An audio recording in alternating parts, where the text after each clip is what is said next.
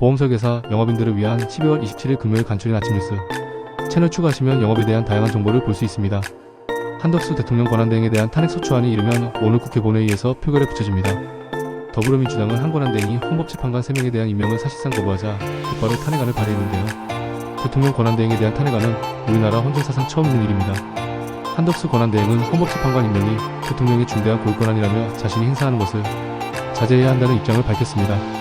하지만 최근 6개의 쟁점법안에 대해서는 대통령 고유권한인 거부권을 행사한 적이 있어 속내가 의문입니다. 123 비상계엄 사태를 수사 중인 고위공직자범 재수사처가 윤석열 대통령에게 3차 출석 요구서를 발송했습니다. 일요일인 오늘 29일 오전 10시에 공수처로 출석하라는 건데 윤 대통령이 이번 3차 소환에 응할지는 미지수입니다. 헌법재판소가 오늘 윤석열 대통령 탄핵 심판 사건의 첫 변론 준비기를 진행합니다. 윤 대통령 측의 참석 여부가 대통령의 절차가 진행되지 못할 가능성도 있습니다.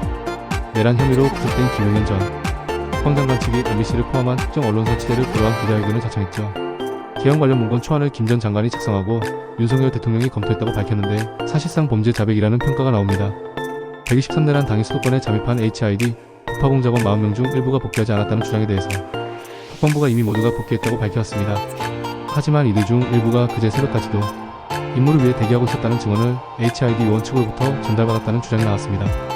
그동안 문상호 정보사령관은 직속 상관인 원천일 국방정보본부장을 배제한 채 민간인인 노상원 전 사령관 지시를 따라 계엄 모의를 해온 것으로 알려졌는데요. 그런데 계엄 선포 전날 문 사령관이 김용현 전 국방장관과 만났고 이 자리에 원 본부장이 배석한 사실이 확인됐습니다. 한덕수 권한대행이 헌법재판관 임명을 거부하고 야당이 권한대행 탄핵안을 발의하면서 외신들은 한국 정치 위기가 심화했다고 평가했습니다. 곧 트럼프 당선인의 취임을 앞두고 한국 정치의 불확실성이 경제를 압박하고 있다는 진단도 내놨습니다.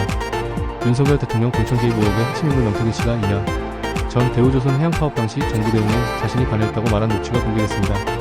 명 씨가 사측으로부터 보고서를 받아 윤 대통령 부부에게 강경 대응해달라고 요구했다는 겁니다. 카자흐스탄에서 추락해 38명이 숨진 아제르바이잔 여객기의 사고. 원인으로 러시아의 오인 격추에 무게가 실리고 있습니다. 러시아 방공망이 우크라이나 무인기로 오인했을 가능성이 제기되고 있습니다. 우크라이나 정보당국은 러시아에 파병된 북한군이 식수가 부족할 정도로 보급에 어려움을 겪고 있다고 주장했습니다.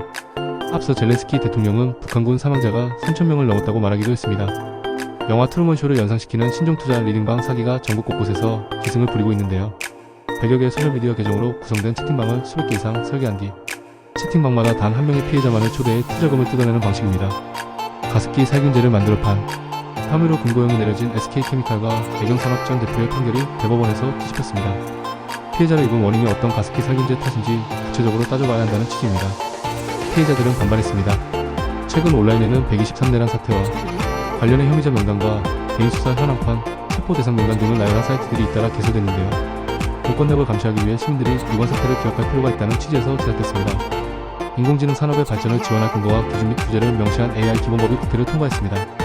제정하는 과학기술정보통신부가 3년마다 대통령 직속 국가인공지능위원회 의결을 거쳐 AI 정책 방향과 전문 인력, 양성 등을 담은 인공지능 기본계획을 수립하도록 했습니다. 1980년 보물로 지정됐던 김천직지사 석가열의 삼불회도가 국보로 승격됐습니다. 조선 후기 제작된 석가열의 삼불회도는 삼불회도 중 현존하는 가장 크고 완전한 형태를 갖춘 작품인데요. 세 폭으로 구성돼 장대한 크기와 섬세한 문체로 수많은 인물을 표현하고 있고 하단에는 조선 후기 화승들의 역할과 소속 사찰 정보를 상세히 담고 있습니다. 행정안전부가 오늘부터 모바일 주민등록증을 시범 발급합니다.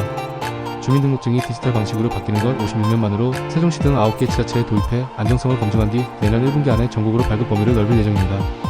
신세계그룹이 중국 알리바바 그룹과 손잡고 합작 법인을 만들기로 했습니다.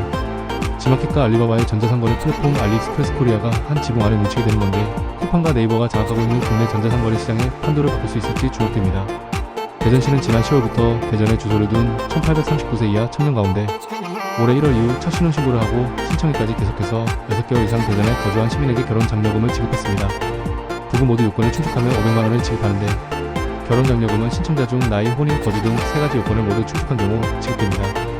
휴대전화에 지급되는 보조금 상한을 규제했던 이동전화 유통보조 개선에 관한 법률 이른바 단통법이 10년 만에 폐지됐습니다. 단통법은 공시된 금액보다 더 많은 지원금을 줄 수 없고 추가 보조금도 지원금의 15%를 초과할 수 없도록 규제해왔습니다. 과연 휴대폰을 구매할 때 부담이 줄어들지 관심이 높습니다. 계속된 초조 출생으로 둘째가 사라졌다는 말까지 나왔는데 최근 둘째 아이 출생이 바닥을 치고 반등하면서 10월 전체 출생아가 크게 늘었습니다. 1년 전보다 13% 넘게 증가해서 14년 만에 최대폭이었습니다. 11월, 12월이 남긴 했지만 올해 합계 출산율 예측치는 0.74명, 2년 전 0.78명에 못 미치지만 지난해 0.7명은 넘을 거로 보입니다.